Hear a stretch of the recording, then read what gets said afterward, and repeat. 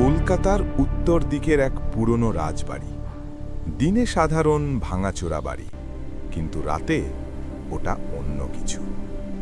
লোকজন বলে ব্রিটিশ আমলে এই বাড়িতে এক জমিদারের রহস্যময় মৃত্যু হয়েছিল। তারপর থেকেই সূর্য ডোবার পর শোনা যায় পায়ের শব্দ। এক রাতে এক ইউটিউবার সাহস করে ঢুকে পড়ে বাড়ির ভেতরে। ক্যামেরা অন, টর্চ জ্বলছে, চারদিকে ধুলো আর জাল। হঠাৎ ওপরে কাঠের সিঁড়ি দিয়ে কেউ যেন ধীরে ধীরে হাঁটছে। সে দৌড়ে উঠে যায় সিঁড়ি বেয়ে, কিন্তু ওপরে গিয়ে দেখে পুরো ফ্লোর ফাঁকা।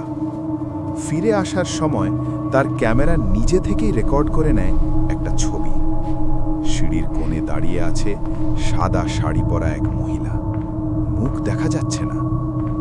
পরের দিন সকালে ওই ইউটিউবারের চ্যানেলে আপলোড হয় ভিডিওটা, কিন্তু শেষ 10 সেকেন্ড কেটে দেওয়া ছিল।